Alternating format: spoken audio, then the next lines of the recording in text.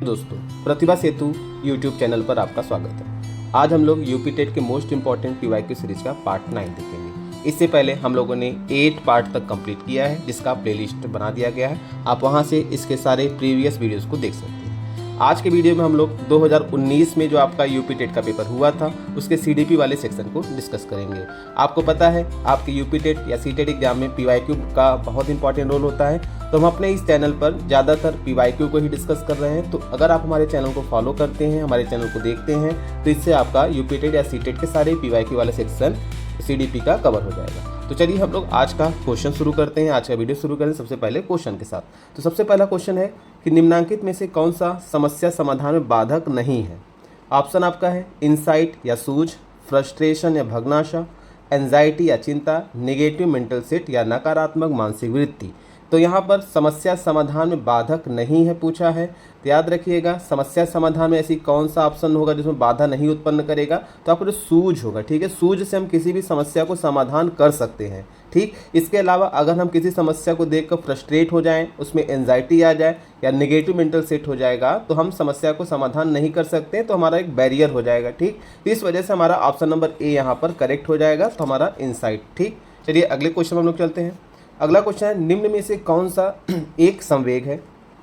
ठीक, ऑप्शन आपका है स्टिमुलस, मेमोरी, अम्यूजमेंट और अटेंशन है। उद्दीपक, स्मृति, आमोद और ध्यान। तो यानी कि इमोशन पूछा है कि कौन सा एक इमोशन यानी संवेग है। तो स्टिमुलस ऑप्शन नंबर 1 दिया है। तो स्टिमुलस होता है क्या है, तो जो भी हमारे सराउंडिंग में चेंजेस होते हैं, ठीक है, उसी को हम लोग क्या बोलते हैं, स्टिमुलस बोलते हैं। तो स्टिमुलस हमारा इमोशन का पार्ट नहीं है।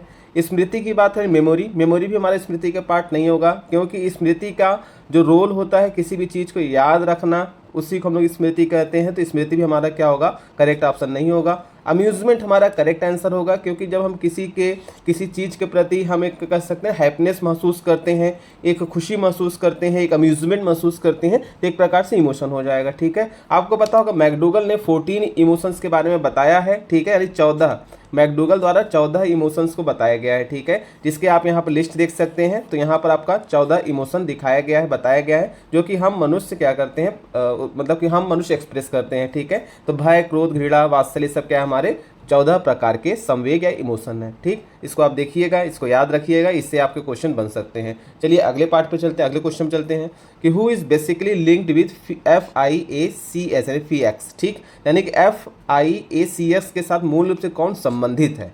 ऑप्शन आपका है हर्बर्ट, लिपिट, फ्लैंडर, मॉरिसन। ठीक, ये आपके 4 ऑप्शन दिए। अच्छा, अगर इसका हमको फुल फॉर्म पता रहेगा तो हम इसके ऑप्शन पर आसानी से पहुंच सकते हैं। ठीक, अच्छा, अगर ट्रिक भी लगाना हुआ तो FICS में F हमको दिया है, यहाँ पर F से हमारा एक ही मनोवैज्ञानिक का नाम दिख रहा है, तो हमारा ऑप्शन नंबर C यहाँ पर करेक्ट हो जाएगा। अच्छा, इसके बारे में थोड़ी और जानकारी इकट्ठा करते हैं। तो FIACS जो है ये है क्या, तो सबसे पहले आपको इसका फुल फॉर्म याद रखना है। ठीक, इसका फुल फॉर्म हो जाएगा फ्लैंडर्स, मैं लिख भी दे रहा हूँ यहाँ पर, Flanders interaction, Flanders interaction analysis category system, ये क्या है, इसका फुल फॉर्म है। ठीक है, और इसको किसने दिया था, तो उनका पूरा नाम याद रखना, नेड ए फ्लैंडर। ठीक है, इनको देने वाले फिर विकसित करने वाले जो मनोवैज्ञानिक, उनका नाम है नेड ए फ्लैंडर। ठीक है, नेड ए फ्लैंडर्स ने इसको दिया था। ठीक, अच्छा, इसका रोल क्या है, ये क्या है, किस चीज़ के बारे में ये चीज़ विकसित किया गया है, तो याद रखिएगा, जो कक्षा के अंदर यानी कि क्लास के अंदर जो टीचर और स्टूडेंट, ठीक है, जो टीचर और स्टूडेंट के बीच में जो वर्बल बिहेवियर यानी कि शाब्दिक व्यवहार जो होता है, उसको मीज़र करने के लिए, उसको विश्लेषण करने के लिए इसको डेवलप किया गया था। ठीक है, तो इतनी बातें आपको याद रखना इससे रिलेटेड। ठीक, तो इसका एम याद रखिएगा, इसका क्या मतलब कि रोल था या फिर किस लिए इसको विकसित किया गया था, तो क्लास में टीचर और स्टूडेंट के प्रति जो शाब्दिक व्यवहार होता था उसको एनालाइज करने के लिए, उसको इवेल्युएट करने के लिए ये आपको डेवलप किया गया था। ठीक, चलिए अगले क्वेश्चन हम लोग चलते हैं। अगला क्वेश्चन है कि निम्न कथनों में से कौन सा प्रश्न कौशल के लिए सही नहीं है।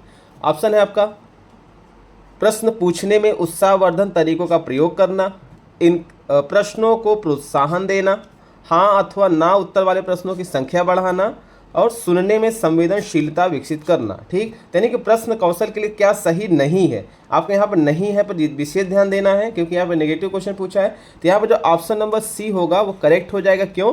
क्योंकि यहाँ पर अगर हम किसी भी क्वेश्चन में सिर्फ यस या नो वाले प्रश्नों को बढ़ाएंगे तो इससे क्या होगा, बच्चे में बहुत ज़्यादा प्रश्न कौशल डेवलप नहीं हो पाएगा। तो यानी कि अगर बच्चे से हमको खाली ऐसे क्वेश्चन पूछे जिसका आंसर सिर्फ यस या नो में रहेगा तो उससे बच्चों में प्रश्न कौशल अच्छे तरीके से डेवलप नहीं हो पाएगा, उसका क्वेश्चनिंग स्किल अच्छे से डेवलप नहीं हो पाएगा। इस वजह से ऑप्शन नंबर सी क्या हो जाएगा, करेक्ट हो जाएगा। बाकी सारे ऑप्शन जो है ये क्या करते हैं, प्रमोट करते हैं कि बच्चा जो है उसके अंदर क्वेश्चनिंग स्किल डेवलप हो सके, यानी कि प्रश्न पूछने में उत्साहवर्धन तरीकों का प्रयोग करना, यानी कि बच्चे को इनकरेज करना ताकि वो अच्छे प्रश्नों को पूछ सके क्लास में। इनकरेजिंग क्वेश्चनिंग यानी प्रश्नों को प्रोत्साहन देना, यानी जो भी क्वेश्चन पूछते हैं उनके प्रश्नों को इनकरेज करना। ठीक है, और अगला हमारा है डेवलपिंग सेंसिटिविटी टुवर्ड्स लिसनिंग, यानी जो भी प्रश्न पूछे उसको आपको ध्यान से संवेदनशीलता के साथ सुनना। तो इन सारी एक्टिविटी को अगर हम करते हैं क्लास में, इससे क्या होगा, बच्चे में क्वेश्चनिंग स्किल अच्छे से डेवलप होगी। ठीक है, लेकिन अगर हम सिर्फ यस या नो वाले क्वेश्चन को पूछने के लिए प्रेरित करेंगे तो इससे बच्चे में क्वेश्चनिंग स्किल अच्छे से डेवलप नहीं होगी। ठीक, तो आपका ऑप्शन नंबर 4 हो जाएगा। ठीक, यहाँ पर लिखा है प्रश्न कौशल को उचित तरीके कौन कौन से है, तो प्रश्न पूछने में उत्साहवर्धक तरीकों का प्रयोग करना, प्रश्नों को प्रोत्साहन देना, सुनने में संवेदनशीलता विकसित करना, विस्तृत सूचना प्राप्त करना, आलोचनात्मक सजगता विकसित करना। ठीक है, तो ये हमारे क्या है, कुछ ऐसे कैरेक्टर्स हैं जिसके बेस पर हम प्रश्न कौशल के हम लोग अच्छे तरीके से डेवलप कर सकते हैं। चलिए अगले क्वेश्चन में चलते हैं। निम्न में से कौन सा व्यक्तित्व मापन का प्रक्षेपी तकनीक है? ठीक है, यानी which of the following is projective technique of personality measurement. Option आपका है साक्षात्कार, thematic apperception test, rating scale और ऑब्जर्वेशन। यानी साक्षात्कार, प्रासंगिक अंतर्बोध परीक्षण, निर्धारण मापनी और अवलोकन। ठीक है, इसका जो करेक्ट आंसर होगा याद रखिएगा कि कौन सी व्यक्तित्व मापन की प्रक्षेपी तकनीकी है, इसको हम टैट के नाम से जानते हैं, टैट। ठीक है, TAT। ठीक है, TAT यानी कि थीमेटिक अपरसेप्शन टेस्ट। ठीक है, तो इसके बारे में हम लोग थोड़ा और डिस्कस करते हैं। ये है क्या, यानी कि व्यक्तित्व मापन की देखा जाए तो 3 विधियां होती है। ठीक है, व्यक्तित्व मापन की मेजरली 3 विधियां होती है। एक आपका होता है प्रोजेक्टिव मेथड होता है। ठीक, एक आपका होता है प्रोजेक्टिव मेथड हो गया, दूसरा है सब्जेक्टिव मेथड है। ठीक है, और तीसरा आपका ऑब्जेक्टिव मेथड है। ऑब्जेक्टिव मेथड है यानी कि प्रक्षेपी हो गया ये आपका, दूसरा आत्मनिष्ठ हो गया और वस्तुनिष्ठ हो गया। ठीक है, ये 3 ऐसे कह सकते हैं भाग है जिसमें हम लोग व्यक्तित्व का मापन करते हैं। और टैट के बारे में अगर बताएं तो यह जो है एक प्रक्षेपी तकनीक यानी प्रोजेक्टिव टेक्निक है। इसमें व्यक्ति को कुछ अस्पष्ट चित्र यानी कि कह सकते हैं बहुत ही साफ दिखाई नहीं देता, ऐसे चित्र को यानी कि हम कह सकते हैं अस्पष्ट।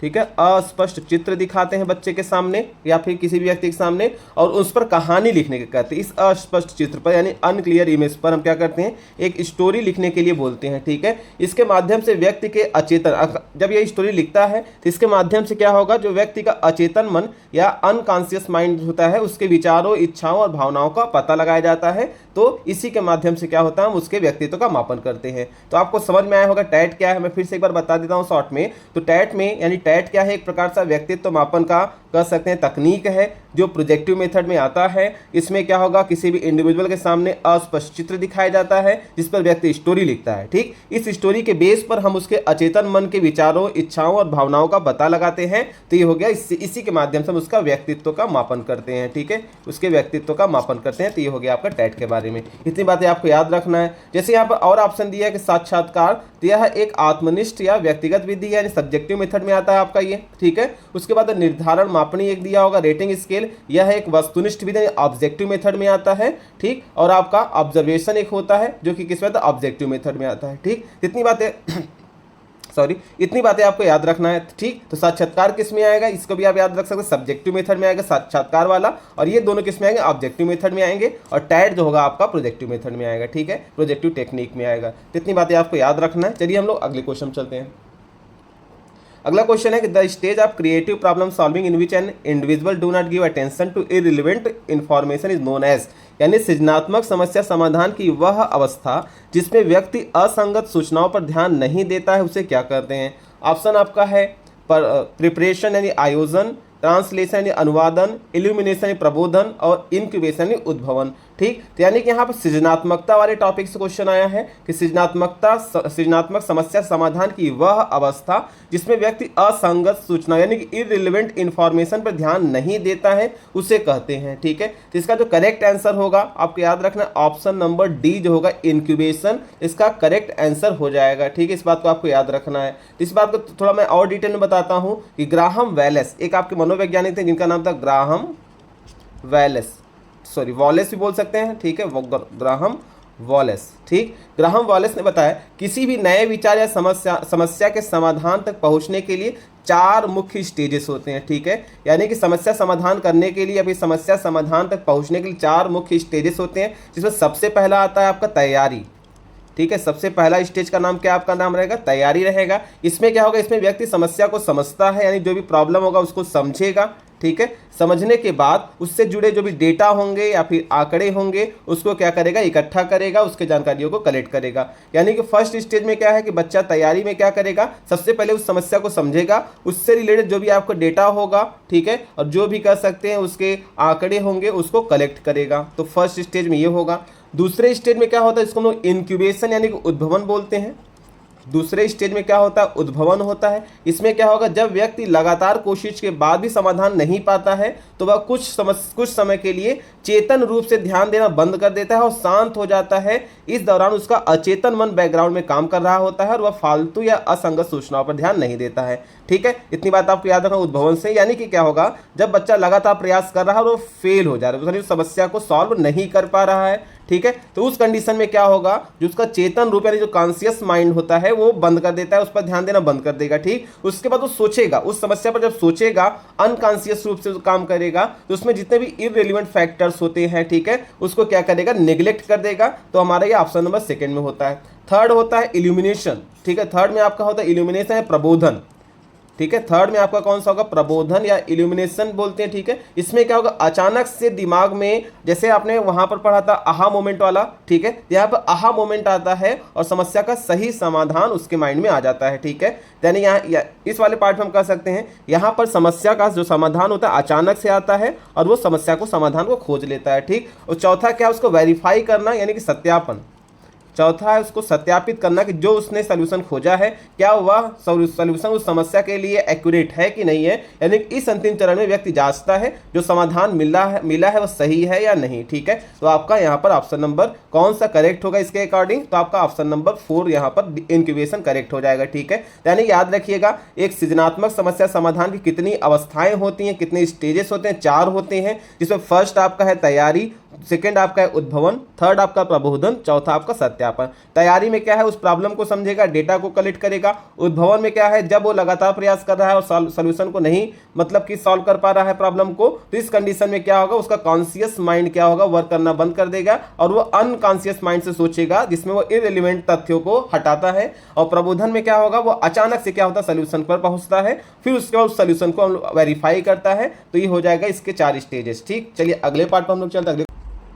चलिए अगले क्वेश्चन चलते हैं कि बोले जाने वाली भाषा की सबसे छोटी इकाई है the smallest unit of spoken language. इसमें ऑप्शन आपका है सिमेंटिक्स, मॉर्फीम, फोनीम और सिंटैक्स। इसमें इसका करेक्ट आंसर क्या होगा उसको अगर हम डिस्कस करें। अच्छा, इसका इससे रिलेटेड हमने पीछे भी इसके बारे में यानी कि प्रीवियस वीडियो में इसको हम लोग डिस्कस किए हैं। अगर आप लोगों ने प्रीवियस वीडियो देखा होगा तो आप इसका करेक्ट आंसर जानते होंगे। तो फिर भी आज हम लोग इसके सारे ऑप्शंस को डिस्कस करेंगे। तो इसका करेक्ट आंसर क्या होगा, याद रखो फोनीम। ठीक है, इसका फोनीम क्या होगा, इसका करेक्ट आंसर हो जाएगा, यानी बोले जाने वाली भाषा की सबसे छोटी इकाई क्या होती है, फोनीम होती है। ठीक है, अच्छा इसके बारे में थोड़ा और डिस्कस करते हैं कि फोनीम या जिसको हम ध्वनिग्राम या स्वनिम भी बोलते हैं, इसको याद रखिएगा, इसको स्वनिम या ध्वनिग्राम या फोनीम बोलते हैं। ठीक है, इसमें क्या है, यह किसी भी बोले जाने वाली भाषा की सबसे छोटी और बुनियादी ध्वनि इकाई यानी स्मॉलेस्ट यूनिट ऑफ साउंड होता है। ठीक है, smallest unit of sound, smallest unit of sound को हम लोग क्या बोलते हैं, स्वनिम या फोनिम बोलते हैं। ठीक है, इसमें होता क्या है, जिसका अपना कोई अलग अर्थ नहीं होता, यानी कि जो ये यूनिट है इसका कोई मीनिंग नहीं आता है, कोई इसका अर्थ नहीं निकलता है। ठीक है, बल्कि क्या होगा, जिसका अपना कोई अलग अर्थ नहीं होता लेकिन शब्दों के बीच अंतर पैदा करता है। ठीक है, जैसे अगर मान लेते हम हिंदी अल्फाबेट में जो हमारा क है, ख है, प है, ये सब क्या है, ऐसे एक प्रकार से लेटर है, अक्षर है जो कि एक मीनिंग नहीं देते हैं, लेकिन क्या है कि ये हर एक शब्द क्या होता है, एक अलग अलग अलग अलग शब्दों के बीच में एक अंतर या डिफरेंस बताते हैं तो स्वनिम हो जाएगा। ठीक है, पहला आपका थर्ड वाला जो ऑप्शन आपका करेक्ट हो जाएगा स्वनिम। और बाकी के बारे में सीखें। जो हमारा दूसरा हमारा मॉर्फीम टर्म है जिसको हम लोग रूपग्राम भी बोलते हैं, तो मॉर्फीम क्या होता है इसको हम लोग डिस्कस करते हैं। यह भाषा की सबसे छोटी अर्थपूर्ण इकाई है। इस बात को याद रखना, ये क्या स्मॉलेस्ट यूनिट ऑफ साउंड, इसमें मीनिंग नहीं आता है। और ये क्या होगा कि लैंग्वेज की स्मॉलेस्ट यूनिट तो है लेकिन मीनिंगफुल है, तो हम बोल सकते हैं स्मॉलेस्ट, ठीक है, मीनिंगफुल यूनिट, ठीक है, unit of language. Smallest meaningful unit of language का हम लोग क्या बोलते हैं, मॉर्फीम बोलते हैं। इस बात को याद रखिएगा। जैसे हम छोटे छोटे वर्ड बोलते हैं, छोटे छोटे जो शब्द यूज करते हैं वो किस में आएंगे, मॉर्फीम में आएंगे। जैसे मैंने कुछ शब्द बोला कि जैसे मैंने खाना बोला, ठीक है, खाना, तो खाना क्या है, एक प्रकार से हमको यहाँ पर एक मीनिंगफुल क्या कह सकते हैं, एक मीनिंग हमको देता है, एक मीनिंगफुल ये वर्ड है, तो ये हमारा किस में आएगा, मॉर्फीम में आएगा। ठीक है, अगर इसे हम लोग सिर्फ ख लिख दें तो ख किस में आ जाएगा, स्वनिम में आ जाएगा, फोनिम में आएगा, जिसका कोई मीनिंग नहीं निकल कर आता है। इतनी बातें आपको याद रखना है। ठीक है, अगला हमारा सिमेंटिक्स क्या होता है, इसको याद रखिएगा। इसमें जो शब्द होते हैं उसके वाक्यों के अर्थों का अध्ययन किया जाता है, यानी कि जो भी वर्ड होते हैं उसके मीनिंग का जो स्टडी करना होता है उसको सिमेंटिक्स बोलते हैं। ठीक है, यानी वर्ड के मीनिंग को जो हम लोग डिस्कस करते हैं उसको हम लोग सिमेंटिक्स बोलते हैं, अर्थ का हम लोग डिस्कस करते हैं। ठीक है, सिंटैक्स क्या होता है, किसी भी सेंटेंस में जो हम लोग अलग अलग वर्ड यूज करते हैं उसको ग्रामेटिकली हम लोग किस तरीके से लिख सकते हैं, उसको हम लोग उसका जो ग्रामेटिकली पार्ट की स्टडी जब हम लोग करते हैं उसको सिंटैक्स बोलते हैं। यानी अलग अलग वर्ड का ग्रामर के हिसाब से उसका अरेंजमेंट पढ़ना सिंटैक्स में आता है। इसको हम लोग इंग्लिश में इसका टॉपिक भी आता है, आपने पढ़ा होगा सिंटैक्स में। जैसे आपका होता है ना कि सब्जेक्ट वर्ब एग्रीमेंट और पार्ट ऑफ स्पीच कैसे कैसे हम लोग अरेंज करते हैं उसके बारे में डिस्कस करते हैं सिंटैक्स में। तो ये हो गया आपका सारे पार्ट को हमने डिस्कस किए, इसको याद रखिएगा, इससे क्वेश्चन बन सकते हैं आपका। ठीक है, अगले क्वेश्चन में हम लोग चलते हैं कि निम्न में से किस प्रश्न द्वारा सृजनात्मक चिंतन को सर्वाधिक अच्छे ढंग से अनुमानित किया जा सकता है। यानी कि क्रिएटिव थिंकिंग की बात करते हैं तो किससे हमारा सबसे अच्छा क्रिएटिव थिंकिंग का प्रश्न हो सकता है। ठीक, इसे कौन बता सकता है, who can answer it, tell the right answer, सही उत्तर बताए, can you tell its answer, क्या आप इसका उत्तर बता सकते हैं, what can be different way to solve it, इसे कितने भिन्न तरीकों से हल किया जा सकता है। ठीक है, अच्छा यहाँ पे क्रिएटिव थिंकिंग की बात किया जा रहा है, तो याद रखिए क्रिएटिव थिंकिंग में क्या होता है, हम जो था ओपन एंड टाइप का क्वेश्चन को हम लोग डिस्कस करते हैं जिसके कई सारे सोल्यूशन होते हैं,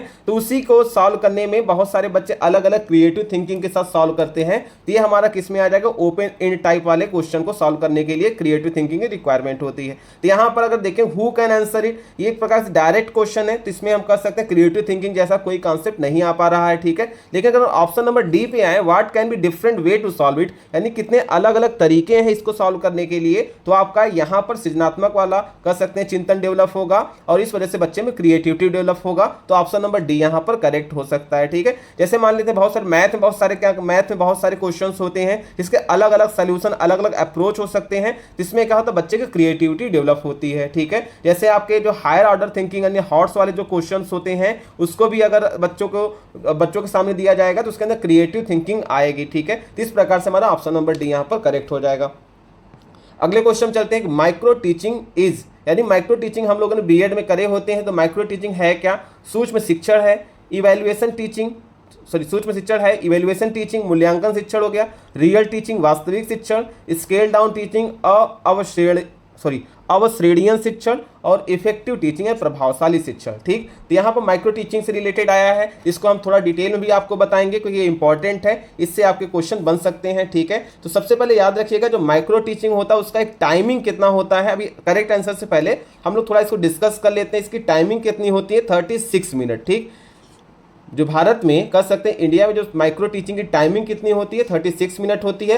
और इसको जो होते हैं हम लोग 6 स्टेप में डिवाइड करते हैं। जो हमारा 36 मिनट के सूक्ष्म शिक्षण की टाइमिंग होती है उसको हम लोग 6 स्टेज में डिवाइड करते हैं। अगर मैं यहाँ पर शॉर्ट में बताऊँ तो पहला स्टेज आता है प्लान। ठीक है, फर्स्ट स्टेज में हम लोग प्लान करते हैं, सेकेंड स्टेज में क्या करते हैं, टीच। ठीक, थर्ड स्टेज में क्या होता है, फीडबैक। ठीक, फोर्थ स्टेज में क्या होगा, रीप्लान। ठीक, फिफ्थ स्टेज में होगा रीटीच। और सिक्स्थ स्टेज में क्या आ जाएगा आपका, रीफीडबैक। ठीक, यानी कि जो आपका फर्स्ट स्टेज में होता है उसी को हम लोग रिपीट करते हैं, तो हमारा जो अगला वाला 3 स्टेप है जो फर्स्ट 3 में जो होगा उसी को हम लोग रिपीटेशन अगले 3 में होता है। इसका अगर टाइमिंग बताएं तो प्लान के लिए तो मान लीजिए इसको हम लोग घर से या फिर खुद से करते हैं, लेकिन क्लास में हमारा टाइमिंग क्या होता है, टीचिंग के लिए अगर बताएं तो टीच के लिए आपको 6 मिनट मिलता है, फीडबैक के लिए भी आपको 6 मिनट मिलता है, ठीक है। तो कितने हो जाएंगे, 12 मिनट हो जाएंगे यहाँ पर। फिर उसके बाद रीप्लान करने के लिए आपको सिर्फ 12 मिनट मिलता है। फिर उसके बाद यहाँ पर री टीच करने के लिए 6 मिनट और री फीडबैक के लिए 6 मिनट। तो इसको सब अब जोड़ेंगे तो कितना मिनट आएगा, 36 मिनट आएगा, ठीक है। तो ये आपका माइक्रो टीचिंग के स्टेप्स है, इसको आपको याद रखना है, ठीक है। तो इसका अगर मैं बताऊँ प्लान में क्या किया जाता है, शिक्षक सबसे पहले एक छोटा सा अपना लेसन प्लान बनाता है, ठीक है। लेसन प्लान बनाता है, उसी के अकॉर्डिंग क्या करता है वो क्लास में जाकर उसको टीच करता है, ठीक है। यानी कि अच्छा माइक्रो टीचिंग होता क्या है, जब आप बीएड या बीटीसी करते हैं तो आपके जो समकक्ष जो आपके क्लासमेट होते हैं या तो उनके सामने पढ़ाया जाता है। इसमें क्या होता है, आपके एक ऑब्जर्वर भी बैठते हैं जो आपके माइक्रो टीचिंग को ऑब्जर्व करते हैं, उसी के अकॉर्डिंग क्या होता है आपको इवेल्युएट करते हैं, आपके टीचिंग को एनालिसिस भी करते हैं, फिर उसी के हिसाब से आपको फीडबैक भी देते हैं, ठीक है। जैसे आपने देखा होगा कि आप पढ़ाते रहते हैं, पीछे आपके ऑब्जर्वर बैठे होते हैं और उनके सामने कुछ शीट होता है, उसमें आपके टीचिंग का पूरा फीडबैक उसमें लिखते जाते हैं, जिससे आपका टीचिंग का एनालिसिस हो जाता है। तो टीच करने का टाइमिंग आपको कितना होगा, 6 मिनट का होगा। फिर उसके बाद क्या होगा, जो भी सुपरवाइजर होंगे या जो साथी छात्र होंगे वो आपके जो भी कमियां रहेंगी या फिर जो भी चीजें रहेंगी उसको फीडबैक देंगे, उसमें आपको पुनर्बलन जिसको बोलते हैं या फिर प्रतिपुष्टि देंगे, ठीक है।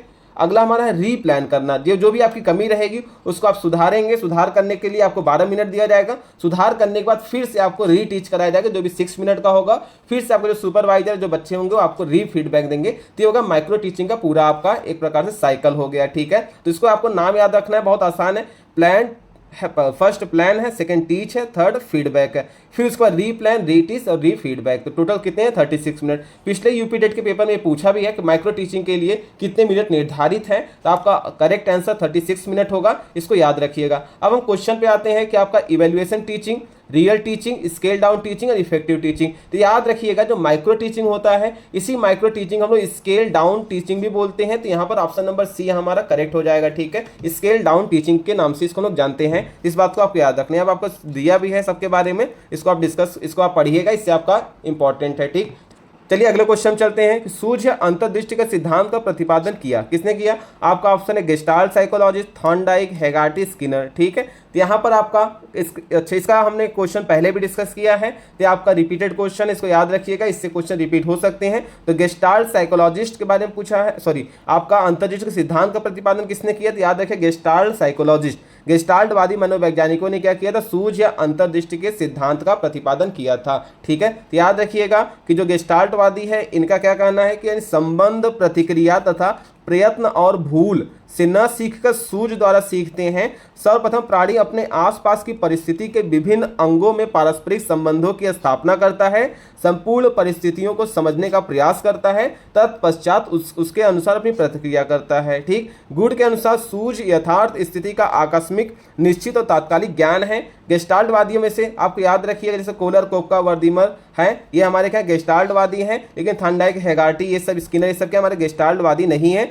इस वजह से हमारा ऑप्शन नंबर ए सही होगा। और आपको याद ये भी रखना है कौन कौन से मनोवैज्ञानिक गेस्टाल्टवादी हैं, तो कोहलर हो गए, कोफ्का होंगे, वर्दीमर हो गए, इसको आपको याद रखना है। ये आपके गेस्टाल्टवादी मनोवैज्ञानिक है और ये किस चीज को प्रमोट करते हैं कि ये जो भी हमारा प्रॉब्लम होता है उसको सूझ या अंतर्दृष्टि से या फिर कर सकते हैं इनसाइट लर्निंग से उसको सॉल्व किया जाता है। तो आपको इतनी बातें याद रखना है। चलिए अगले क्वेश्चन चलते हैं कि निम्न में से कौन सा अभिक्रमित अनुदेशन का सिद्धांत नहीं है, यानी which of the following principle is not included in programme learning. Option आपका है principle of practice, principle of small steps, principle of active responding और प्रिंसिपल ऑफ री इन्फोर्समेंट, ठीक। इसमें अगर हम करेक्ट आंसर की तरफ जाएं तो सबसे पहले आप याद रखें अभिक्रमित अनुदेशन का सिद्धांत क्या होता है, इसको हम लोग डिस्कस करते हैं, ठीक है। इससे पहले आप याद रखिएगा इसका करेक्ट आंसर क्या होगा, प्रिंसिपल ऑफ प्रैक्टिस जो होगा यह इस सिद्धांत का पार्ट नहीं होता है, ठीक है। इस सिद्धांत का पार्ट आपका कौन नहीं होता, प्रिंसिपल ऑफ प्रैक्टिस नहीं होता है। बाकी सारे क्या आपके प्रिंसिपल ऑफ प्रैक्टिस के ये एग्जाम्पल हैं या फिर कह सकते स्टेप हैं, ठीक है। तो आपको याद रखना है कि कह सकते हैं अभिक्रमित अनुदेशन में कितने सिद्धांत दिए गए हैं, तो 5 प्रमुख सिद्धांत हैं। इससे क्वेश्चन दोबारा बन सकते हैं, तो इसको आपको याद रखना है। जैसे पहला आपका लघु पदीय सिद्धांत यानी छोटे छोटे पदों का सिद्धांत, सक्रिय अनुक्रिया का सिद्धांत, तात्कालिक प्रतिपुष्टि का सिद्धांत या पुनर्बलन का सिद्धांत, स्वगति का सिद्धांत, छात्र परीक्षण का सिद्धांत, ये सब क्या कुछ ऐसे सिद्धांत हैं जिसके माध्यम से अनुक्रमित अनुदेशन होता है। तो ये हमारे 5 सिद्धांत हैं, जबकि जो हमारा प्रैक्टिस वाला था क्वेश्चन का आंसर, ठीक है, वो आपका प्रिंसिपल ऑफ प्रैक्टिस इस सिद्धांत का पार्ट नहीं है। तो ऑप्शन नंबर ए आपका करेक्ट हो जाएगा। अगले क्वेश्चन हम लोग चलते हैं कि थार्नडाइक के उद्दीपक अनुक्रिया सिद्धांत में सीखने की प्रक्रिया में क्या महत्वपूर्ण नहीं है। ठीक है, ऑप्शन ए ऑपरेंट बिहेवियर यानी क्रिया प्रसूत व्यवहार, option B drive, option C motive और ऑप्शन डी स्टिमुलस है उद्दीपक, अभिप्रेरक, अंतर्नोद और क्रिया प्रसूत व्यवहार। ठीक है, तो आपको याद रखना है कि जो आपका ऑपरेंट बिहेवियर है ये आपका बीएफ स्किनर, ठीक है, बीएफ स्किनर के द्वारा दिया गया था। ठीक है, तो आपका यहाँ पर ऑप्शन नंबर ए यहाँ पर क्या हो जाएगा, करेक्ट हो जाएगा, जो कि ये थार्नडाइक के उद्दीपक अनुक्रिया यानी कि स्टिमुलस रिस्पांस थ्योरी से रिलेट नहीं करता है। ठीक है, बाकी जो ड्राइव है, मोटिव है, स्टिमुलस है, ये आपके क्या है कि एसआर थ्योरी से रिलेट करते हैं। तो ऑप्शन नंबर ए यहाँ पर करेक्ट हो जाएगा। ठीक है, अगले क्वेश्चन हम लोग चलते हैं। अगला क्वेश्चन हमारा है निम्नलिखित में से किस प्रकार के अधिगम को गेने ने अपनी अधिगम सोपानकी में सर्वाधिक निम्न स्थान पर रखा है। ठीक, ऑप्शन आपका है कॉन्सेप्ट लर्निंग या प्रत्यय अधिगम, ऑप्शन नंबर बी है वर्बल लर्निंग या शाब्दिक अधिगम, ऑप्शन नंबर सी है सिग्नल लर्निंग या संकेत अधिगम, ऑप्शन नंबर डी है चेन लर्निंग या श्रृंखला अधिगम। तो इसको आपको याद रखना है कि जो गेने ने आपके टोटल 8 लेवल दिए थे। ठीक, 8 लेवल के अकॉर्डिंग सबसे लोअर लेवल पर कौन था, तो आपको याद रखना जो सिग्नल लर्निंग है, संकेत अधिगम है, सबसे लोअर लेवल पर था। बाकी 8 अधिगम का यहाँ पर एक फ्लो चार्ट दिया गया है, इसको आप ध्यान से पढ़िएगा, ये इंपॉर्टेंट है कि सबसे टॉप पर कौन आएगा, सबसे लोअर पर कौन से था। तो यानी सिग्नल लर्निंग है, संकेत अधिगम, उद्दीपक अनुक्रिया अधिगम, chain learning, verbal learning, multiple discrimination learning, संप्रत्यय अधिगम या concept learning, principle learning, problem solving learning. जिसमें आपको याद होगा सबसे टॉप पर कौन है, समस्या समाधान अधिगम, और सबसे लोअर पर कौन है, संकेत अधिगम सबसे आपका लोअर में आएगा। ठीक है, यानी कि जो आपके संकेत अधिगम होते हैं, यह जो गेने का सिद्धांत है, यह आपका पूरी तरह से पावलोव के शास्त्रीय अनुबंधन पर आधारित है। इस बात को आपको याद रखना है। ठीक है, यानी कि पावलोव के जो क्लासिकल कंडीशनिंग थ्योरी है, ठीक है, वहां पर उससे ये प्रभावित है, उसी पर ये क्या कर सकते हैं, पूरी तरीके से क्या है, आधारित है। ठीक है, इसमें किसी संकेत या उद्दीपक के प्रति स्वाभाविक अनुक्रिया सीखी जाती है। ठीक है, इस एक एग्जांपल से मैं आपको बताऊं, जैसे क्या होता है कि लाल बत्ती देखकर गाड़ी रोकना या स्कूल की घंटी बजने बच्चों का खुश होना एक प्रकार का क्या संकेत अधिगम है। कोई संकेत मिलता है, उसी के प्रति क्या होता है, बच्चा प्रतिक्रिया करता है। ठीक, दूसरा से हमारा उद्दीपक अनुक्रिया अधिगम है, यानी कि स्किनर और थार्नडाइक के क्रिया प्रसूत अनुबंधन पर आधारित है। इसमें बालक किसी विशिष्ट उद्दीपक के प्रति निश्चित और सही अनुक्रिया करके सीखता है। ठीक है, जिसको हम लोग बोल सकते हैं रीइंफोर्समेंट जो मिलता है उसी के अकॉर्डिंग ये सीखता है, तो स्टिमुलस रिस्पांस लर्निंग हो जाएगा। ठीक है, इसी तरीके से आपका चेन लर्निंग है, वर्बल लर्निंग है, इसको आप डिटेल में अगर आप पढ़ेंगे तो आपको और ज्यादा समझ में आएगा। ठीक है, इस पर हम एक डिटेल वीडियो बना भी देंगे ताकि आपको इसका पूरा कॉन्सेप्ट आपको समझ में आ जाएगा। ठीक है, चलिए हम लोग अगले क्वेश्चन चलते हैं। शिक्षण के दौरान आवाज में उतार चढ़ाव उदाहरण है। स्किल ऑफ स्टिमुलस वेरिएशन यानी कि उद्दीपक परिवर्तन कौशल, स्किल ऑफ इंट्रोडक्शन प्रस्तावना कौशल, स्किल ऑफ रीइंफोर्समेंट पुनर्बल कौशल, स्किल ऑफ क्लोजर समापन कौशल। यानी कि जो वॉइस मॉड्यूलेशन होता है टीचिंग के दौरान, ये किस चीज़ का उदाहरण है, तो आपको याद रखना है स्किल ऑफ स्टिमुलस वेरिएशन। जो हमारा अलग अलग स्टिमुलस है उसी को हम लोग अलग अलग वॉइस मॉड्यूलेशन के साथ बच्चों को डिलीवर करते हैं, तो हमारा ए हो जाएगा, इसका करेक्ट आंसर हो जाएगा। ठीक है, यानी कि छात्रों को अपनी ओर अट्रैक्ट करने के लिए हम क्या करते हैं, अपने आवाज में थोड़ा सा कभी तेज बोलना, कभी स्लो बोलना, ठीक है, कभी मीडियम आवाज में बोलना, या फिर हमने वॉइस को उस पर्टिकुलर टॉपिक के हिसाब से उसमें अपने वॉइस में चेंजेस लाना हमारा क्या होता है, बच्चों को अट्रैक्ट करता है अपनी तरफ, जो कि हमारा एक जो परिवर्तन लाता है उद्दीपक परिवर्तन कौशल कहते हैं इससे। ठीक है, इसमें क्या होता है कि यथोचित शरीर संचालन, हाव भाव, भाव भंगिमा का प्रयोग, भाव का केंद्रीकरण, स्वरों में उतार चढ़ाव, मौन, शिक्षक शिक्षार्थी वार्तालाप में परिवर्तन, ये सब क्या हमारा एक उद्दीपन परिवर्तन कौशल के घटक हो जाएंगे। इस बात को आपको याद रखना है। तो अगला क्वेश्चन है निम्न में से कौन सा संप्रेषण प्रक्रिया का तत्व नहीं है। Which of the following is not the element of communication process. Option A medium, option B interaction, option C feedback, option D reinforcement. ठीक है, यानी कि संप्रेषण प्रक्रिया का कौन सा तत्व नहीं होगा, तो माध्यम होगा। कौन से माध्यम में बात हो रहा है, ठीक है, कौन से माध्यम का यूज करके कम्युनिकेशन किया जा रहा है, ये इंपॉर्टेंट है। इंटरेक्शन भी होगा, यानी कि जब हम बात कर रहे हैं, किसी से कम्युनिकेट कर रहे हैं तो उनके बीच में किस तरीके से इंटरेक्शन होता है। फीडबैक, बात करते समय जो सामने से हमको किस प्रकार का फीडबैक मिलता है, ये भी इंपॉर्टेंट है। तो रीइंफोर्समेंट हमारा इसका कह सकते हैं एलिमेंट नहीं होगा, तो ऑप्शन नंबर डी इसका करेक्ट हो जाएगा। ठीक है, यानी कि संप्रेषण एक प्रक्रिया है जो 2 या 2 से अधिक व्यक्तियों के मध्य घटित होता है तथा इसके माध्यम से अभिवृत्तियों, इच्छाओं, आदर्शों एवं सूचनाओं इत्यादि का आदान प्रदान होता है। ठीक है, यानी कि संप्रेषण के घटक ये है हमारे कौन, प्रेषक, अंतःक्रिया, संदेश, माध्यम, ग्राही, प्रतिपुष्टि, ये क्या हमारे एलिमेंट है कम्युनिकेशन के। ठीक है, इसको आपको याद रखना है। ठीक, ये हमारा हो गया आज का 15 सवाल, जो कि आपका यूपी टेट का 2019 में जो पेपर हुआ था, ठीक है, उसी का जो 2019 में इसका नोटिफिकेशन तो आया था, लेकिन पेपर इसका 2020 के जनवरी में हुआ था। उसका हमने सीडीपी का 15 क्वेश्चन को डिस्कस किया है। ठीक है, और अगले वीडियो में हम लोग उसके बचे हुए 15 क्वेश्चन को डिस्कस करेंगे, जिससे आपका पूरा का पूरा यूपी टेट का 2019 वाले पेपर का सीडीपी वाला पार्ट कंप्लीट हो जाएगा। आपको याद रखना है कि आपका जो पीवाईक्यू होता है किसी भी एग्जाम का बहुत इंपॉर्टेंट होता है, तो हम अपने इस चैनल पर पीवाईक्यू ही डिस्कस कर रहे हैं। आपका यूपी टेट या सीटेट में जितने भी आपके सीडीपी से रिलेटेड हो, ईवीएस से रिलेटेड हो, जितने भी पीवाईक्यू आए हैं उन सारे पीवाईक्यू हम लोग डिस्कस करेंगे। तो अगर आप हमारे चैनल को बार बार उसके वीडियो को देखेंगे तो आपका सारा पीवाईक्यू यहाँ से कवर हो जाएगा। और अगर आपको हमारा वीडियो अच्छा लगता है तो उसको कमेंट कीजिए, लाइक कीजिए, सब्सक्राइब कीजिए और हमारे वीडियो को सपोर्ट कीजिए। Thank you so much.